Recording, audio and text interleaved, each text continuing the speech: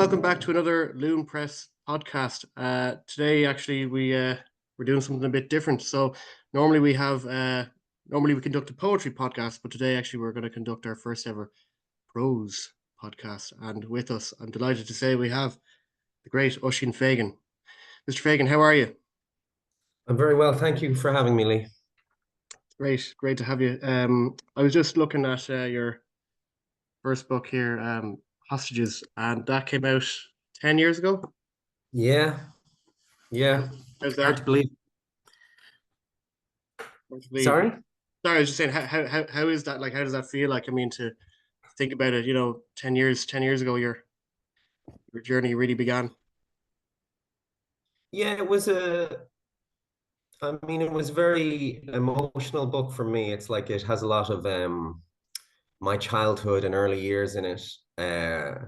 So it was very important to me that it came out. It was kind of about like where I'm from. But it is 10 years ago, and it's hard to project my mind back to that place, and even the type of literature that I thought I would write or that was there. But I suppose it is my life. My life is writing, and that was the start of it. And I'm still very proud of that book, even though I think it is barely in print, maybe. I haven't seen it around in a while, but sure, that's the way these things go. Yeah, I was reading your your 25 tips for writing, which I think you came out. I think you were about 25 years old, I think, when you released that on writing.ie. But I think one of your tips was well, it wasn't even a tip, but you noted that yeah, most books are to print after about 30 years, I think, which is like, or 1%, which is crazy. Mm. Think about it, all that kind of lost literature. But here we are today with Eden Shore. Mm. Hell of a book. Hell of a book. Thanks. Uh, you write like I look, they're hilarious, but they're bleak books, and I suppose, Mm. do you think there's any hope for us? That's the question. Do I think there's any hope for what? For you? For me? for for humanity, I suppose. Yeah. Um, I think when people, so what happens is someone says you write very bleak books, and then the other person says I write honest books, and then the other person goes, oh, I don't feel that way. I think they are positive. I think they're, well, positive isn't the right word. I think they are full of love and hope as well. I just think my eye is that if you want to have hope or something like this, or something more sturdy or resilient, it's that you have to look at what the case is. Now I suppose it sounds kind of arrogant, actually, me being like, I know what the case is. But I do think that if there's to be some sturdiness to your hope and your happiness, you have to be with the worst and the best, at least sometimes, and this kind of thing. And then also it's what you are drawn to. So for example, Nobber is about or partially it's about a sickness like the plague, and a lot of people die in that. And then Eden Shore is about revolution and colonialism. So I think once you go into that area, I think, at least I feel, that the artist has some responsibility to look at it the way it is. And there is some literature that will look at this thing.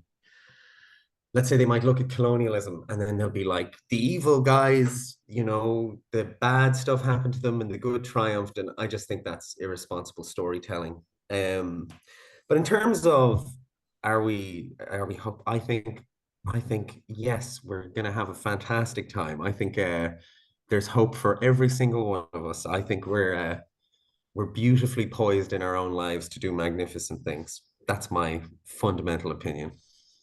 Very good, very good.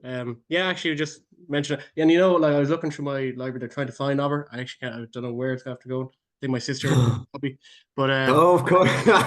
They're no, all it is, stealing it is, because that, don't I was they? just gonna say that Nobber actually came out at a time. It was very, actually, um well, serendipitous in the word, but I suppose it came out at a time when COVID was just about to begin. So it's Mm. kind of strange, but yeah. Nobber, Disaster. disaster. Terrible marketing. Yeah, exactly. You must have had You some know. inside information from the HW. Well, yeah, don't we can't talk about that in this podcast, Lee. No, we can't. No, no, no. It'd be investigations. Investigations. Yeah. Uh, Investigations are pending. exactly.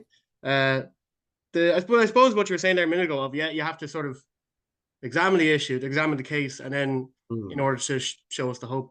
I suppose yeah. that was going to answer one of the questions that I'd written down to ask you. So, Eden Shore, it seems like a warning. Sorry, a warning against idealism. And then I was going to Mm. ask, do you think idealism is dangerous? But I suppose maybe that is the case you're trying to make here, that we can't be idealists. Maybe we should be more realists. But I don't know. What do you think Yeah. about that? I think, this is very boring of me, but I think like realism must be tempered with idealism, and idealism must be tempered with realism. So anyone who has very strong ideas, say for example, nationalism, it's a perfectly fine idea. But if you have a very, very strong idea of nationalism, it becomes a problem again. Capitalism can do certain things, it can't do certain things. But if you are like a hardline capitalist, these things are like that. Now, we have a tendency uh, to dream and to hope and to see things in idealistic terms, to believe that like one solution will solve everything. I certainly have that tendency. Like the book is an examination of myself as well. I've rigorously put my ideas under the microscope. I think that is a normal thing. I think a lot of people have said that, like when they've written about the French Revolution or they've written about like the Russian Revolution or all of these things. I also think in the book, though, there is this character of Chuck Benjamin, and he is someone I think who he looks at it the way it is, and he sees that the situation is evolving and needs improvisation. So he is a realist, but that's not a good thing either. Like he's not a beautiful kind of rosy finger, if he's not a beautiful guy. So it's not so clear cut. But one thing I don't think anyone's mentioned it, but one thing because I was rereading it recently, just a few pages, because I'm doing a talk on Tuesday. Um, and it struck me, and I know I wrote the character, but it is a few years ago now. So I'm like, it suddenly struck me. It struck me that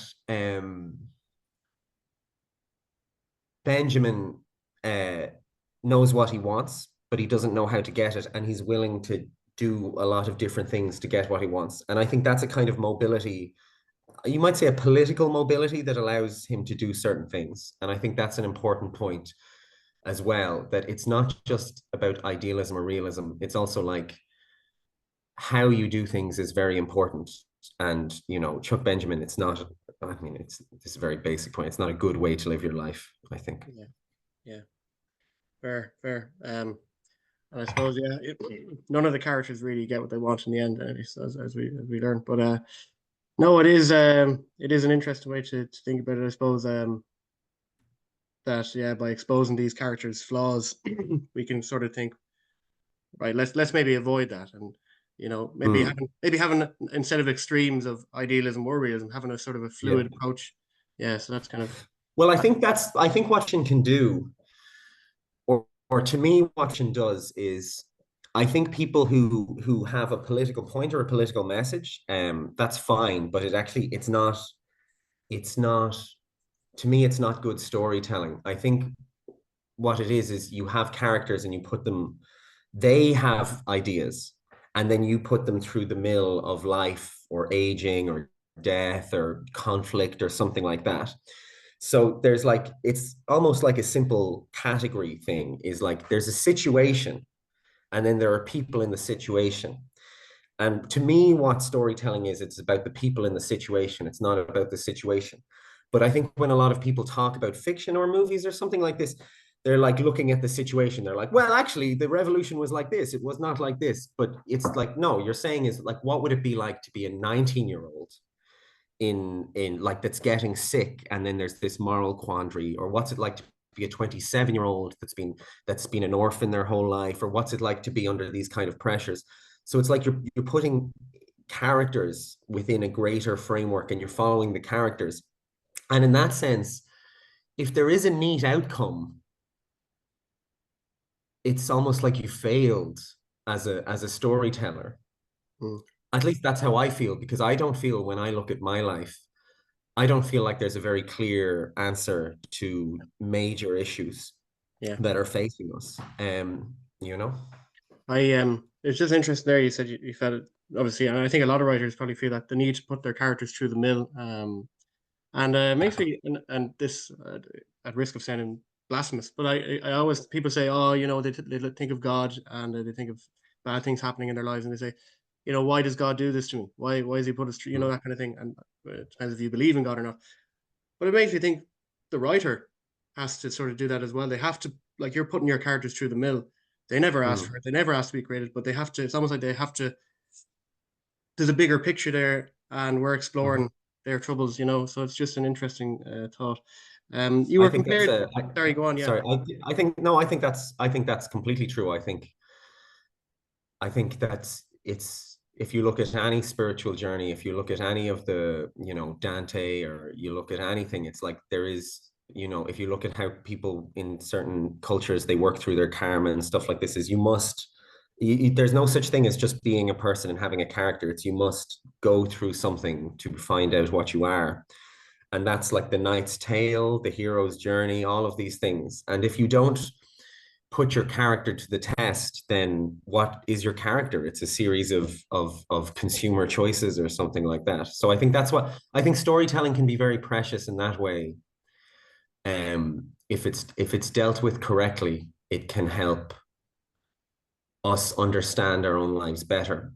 But I think also, if it's idealized, and most storytelling to me is just lying.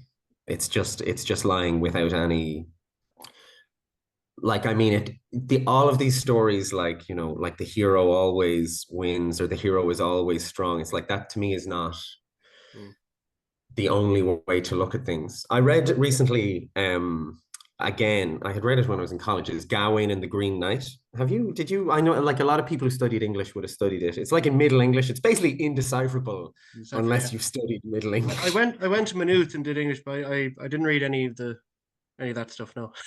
Yeah. It's well, it's about this. It's basically about a knight trying to be a good knight, and he has like 7 tests. Now, they're not numbered or anything, but he goes and he does all of these different things. And sometimes he does the right thing. And then sometimes he doesn't do the right thing. And then sometimes he's just right enough to get over to the next thing. And it's so wonderful and miraculous. It's such, you know, this is written, well, whatever, 800, 900 years ago. And it is just, it would put most modern novels to shame in terms of its dealing with character. Anyway, that's just a little shout out to the anonymous poet of Gawain. One of your tips was to try not read a book that's been written in the last 120 years. Yeah. Do you stand by that? What did I say? Say it again. Sorry. Something I was try not to, or I don't know if you said outright, don't read a book, you know, but is that if you're reading books within the last 120 years, you're going to be sort of brainwashed into this sort of way of thinking, or a certain, you know, something like that. You know, I'm often very embarrassed by the things I've said in public, or the things I've written, like that 25 tips. I thought it was very good. I actually thought it was like, no, I know, but then when you were saying that back to me, I'm like, who's that whippersnapper? That's a pretty funny thing to say. I do think that, no, I know a lot of very good writers who just read contemporary literature, and like they're able to ride that wave and stuff like that to me. I find myself much more nourished by things that have stood the test of time in a certain way, from inside or outside the canon. I read a lot of literature from the past, and not just like the 1830s or something like that, but also like the 1970s, the 1980s. Maybe I have some psychological problem with just reading modern novels, but I do think that, so literature is a little bit different from, like, I don't know, let's say I love boxing, right? I love boxing. And there's a lot of wonderful stuff written on boxing. There's a lot of wonderful history to boxing. There's a wonderful lineage to boxing. We have in European literature, now it's not, we don't have the oldest literature. We're not like one of these great civilizations like China or India. We have lineage. Like as a writer, you are part of some fucking thing that's been going on for hundreds and hundreds of years. We have the lineage. We come from great, great, great, great writers, great traditions, things like that. Like you can look at Italy in the 1500s, you can look at England in the 1600s, you can look at the monastic tradition in Ireland. So you are the heir, you are part of this enormous lineage. You are holding a sacred flame. And then you're just reading what's fucking being published, just what's next, what's next, what's next. That to me is like, you're missing a trick. Yeah. Now, I'm not just saying you should just read stuff from the past, but if you're not seeing the roots of what we are as writers, I think you're missing something very profound, in my opinion. Yeah. Well, that makes sense. Most of the books I read tend to be older books. You know, like I love like Flann O'Brien and all that. And I know you were compared. I think Flann O'Brien and Rocket Fuel. That must have been a. How did you feel about that? That was incredible. Yeah, that was like you know, it's when you get like compliments and you've like, so like I was like 24, 25 and they were like, Flann O'Brien. I was like, oh, look at me. There I am. Flann O'Brien and me, you know. And I, you know, after a certain point though, like you just stop believing them. But that I remember that one. I was like, what? Me? Flann O'Brien and me. I was like, you know, like you'd always be going, like, I think even in Maynooth University, or like there'd be, I think there's like pubs in Maynooth, and you'd look up on the wall and there'd be a picture of Flann O'Brien. You'd be like, look, there's one of the lads. And then they're like, and me? And why not me? Well, obviously, there's no posters of me. Maybe my mother has a poster of me somewhere. I don't know.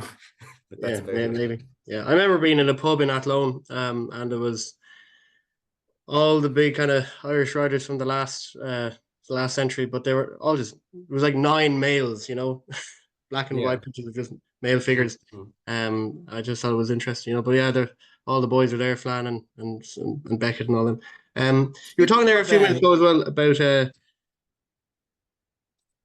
putting characters through the mill. And just while we're on the topic of Flann, if because I presume you've read At Swim Two Birds, I'd say. Yeah. If one of your characters across any of your books was to rebel against you and try and kill you, who do you think it would be? Marianne Lynch, of course. Marianne Lynch is is a genius character. I mean, not I'm a genius. I mean, he's a genius character. Marianne Lynch is the one who he has the mischief and the danger and the kind of emotional streak that could destroy me. He'd garrote you in your sleep. Yeah, he could do anything. Yeah, that guy. Very impressive guy. Yeah. Well, it's definitely wouldn't be St. John anyway. That's for sure. I'd say he's too. Poor St. John. Yeah, lovely St. John. He's I like him. He's a nice guy. Yeah. I have another character actually in Eden's Shore. He reminded me of, this is just the last reread.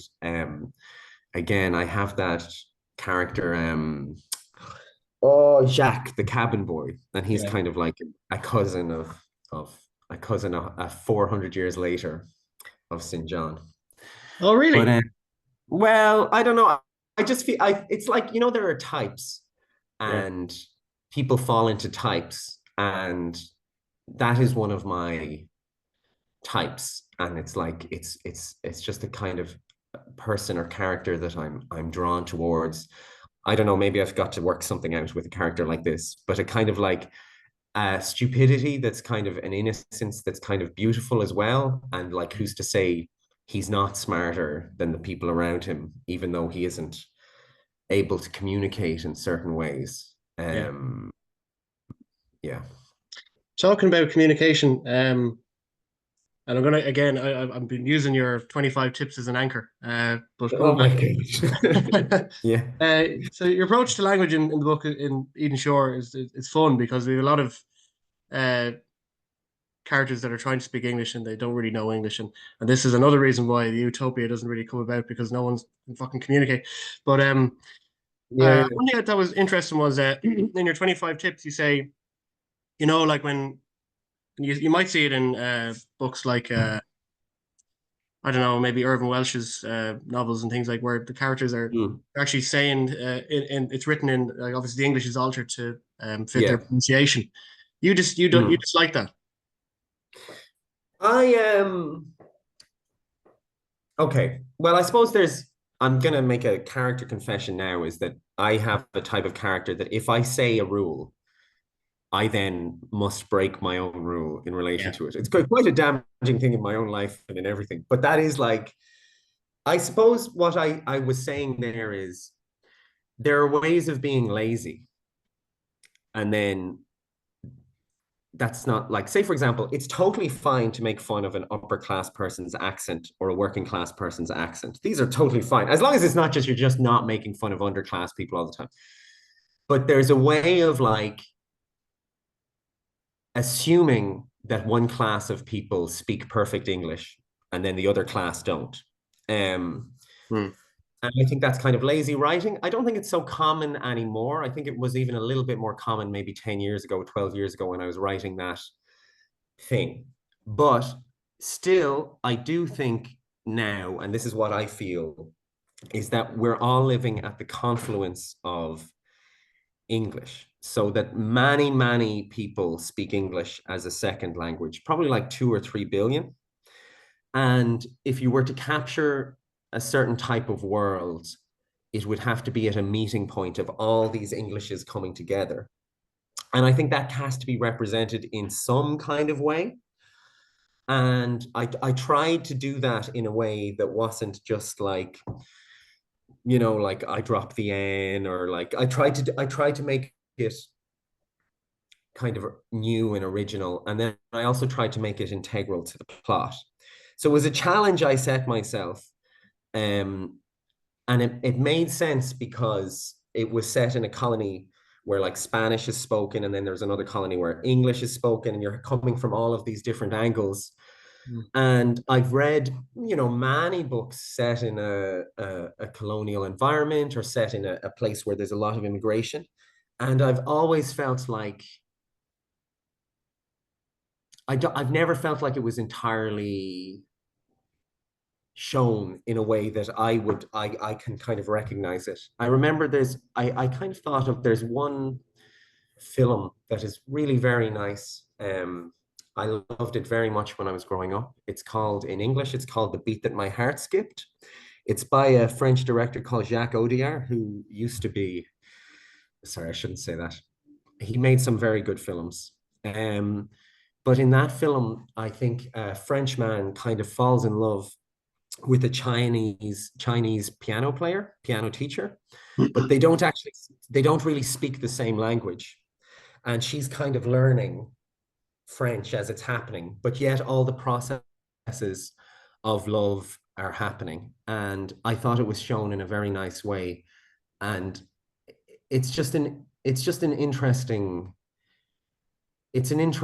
thing to look at because, we speak so much and we say so many words all the time, but I think a lot of important things aren't entirely happening through Yeah. spoken communication, you know? Yeah. Yeah. No, I get that. Yeah, I do. Um, you mentioned a film there, and one of the questions I did have to ask because I find your books are very cinematic. They're very vivid. I remember even there was one of my one of my favorite bits was actually the way you described it. It was a cow pissing into the um, Yeah.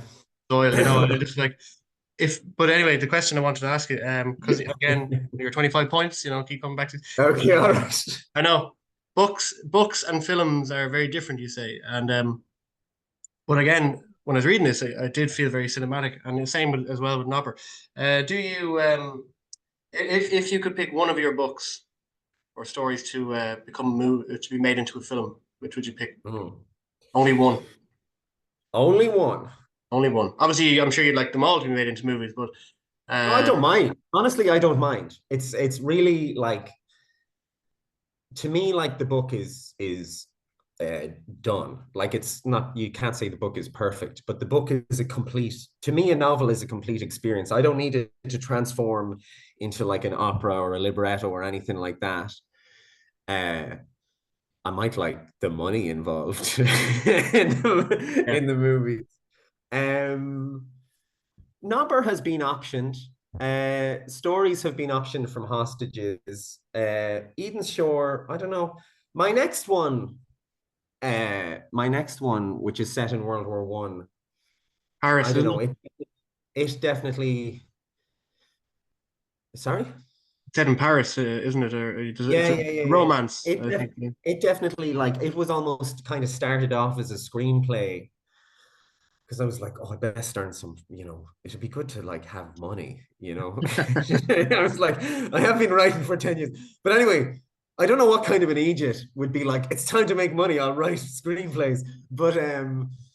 Uh but then it just turned into a novel and I was like, I don't know. So I don't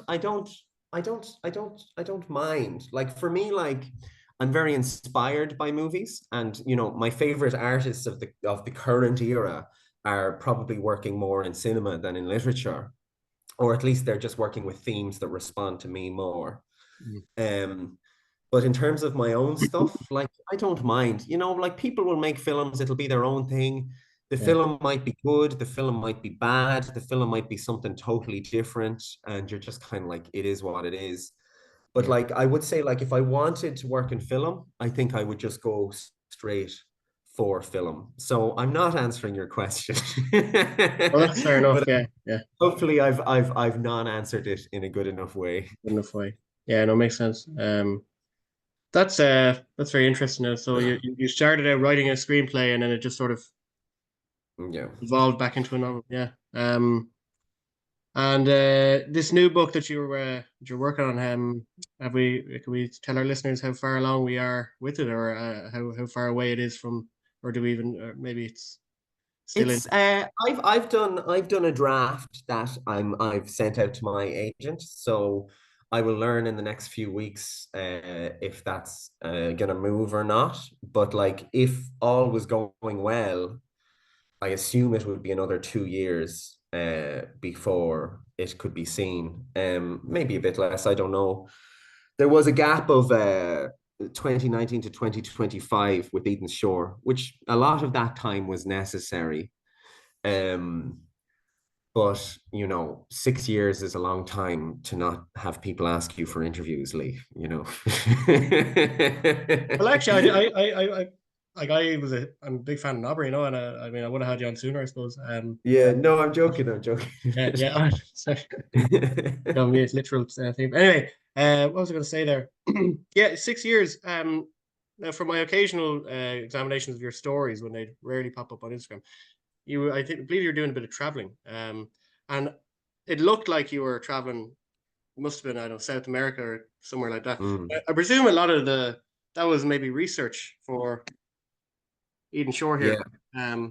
Was it, or did it just, were you inspired by those travels and No, ended up writing that a book? travel was after. So the draft of um the draft of Eden Shore was done in basically 2022. That's not to say the book you're holding now is that book, but like the draft was done. So I have some little bit of knowledge of these places, or the unnamed place in Eden Shore. I have a little bit of knowledge of that, but the truth of the matter was the vast majority of the writing was between 2018 and 2019 and 2022, when I basically didn't have the money and COVID put a real spanner in the works of that kind of stuff. Hmm. So I didn't get to go to those landscapes when they would have been fresh for me. Like I might have some childhood memories of these kind of things, and then I did a lot of research around the physical stuff.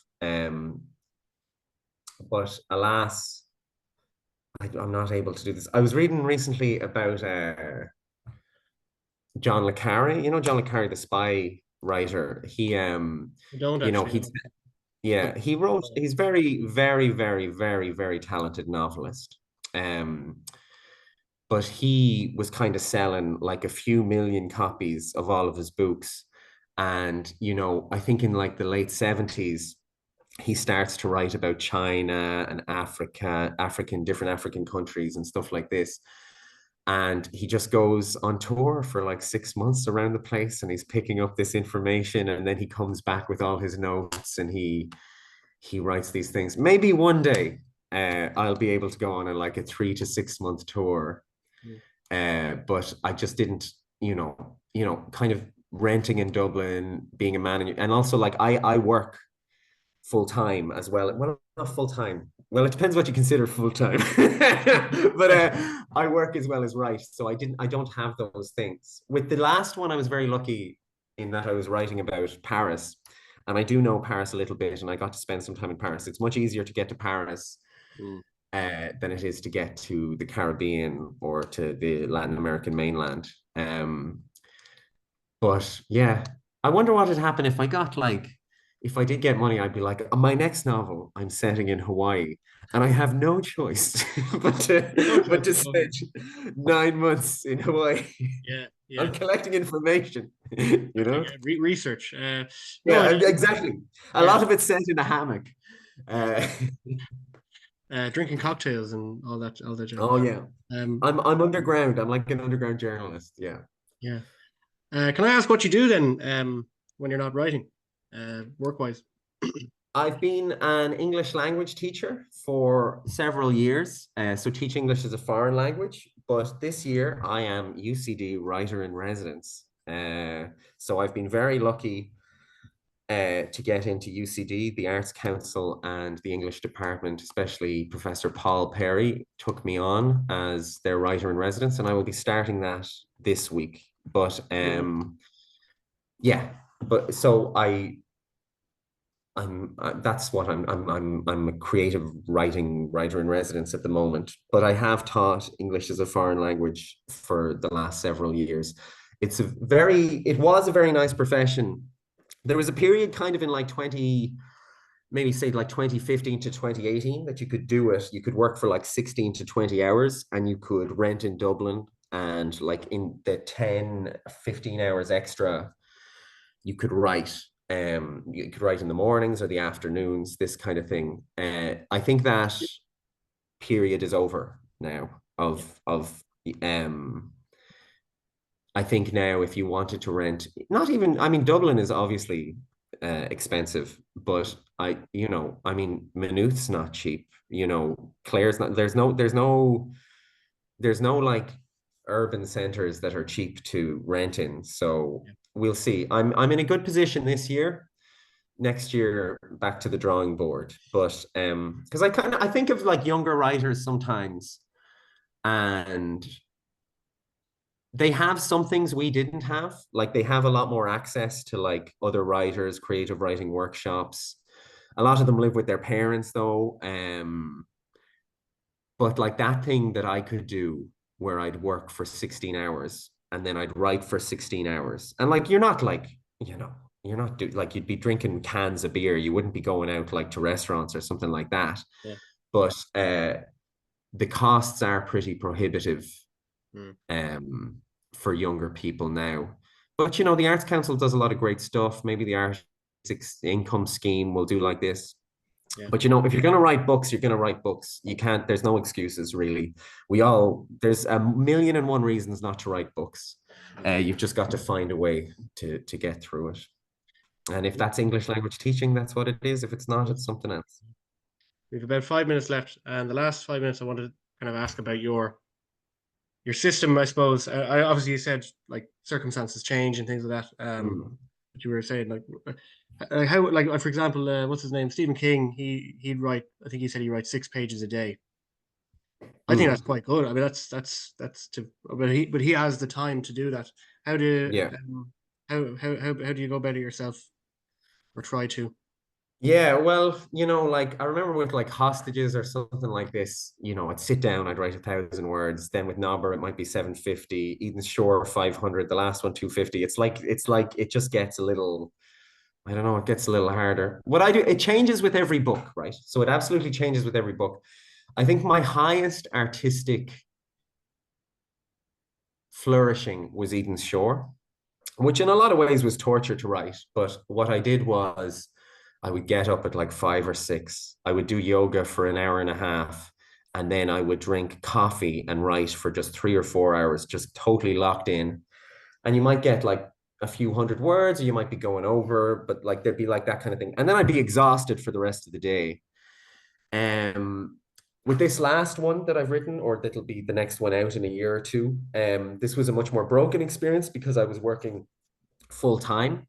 So I would just get an hour in the mornings. I'd have to get up very early because I'd be too bollocksed after work to do it. And I think like in the past, I remember when I was writing like Hostages or something like this, I'd be like drinking 2 liters of Diet Coke, and I'd be smoking cigarettes at the laptop. I'd just be like so tender.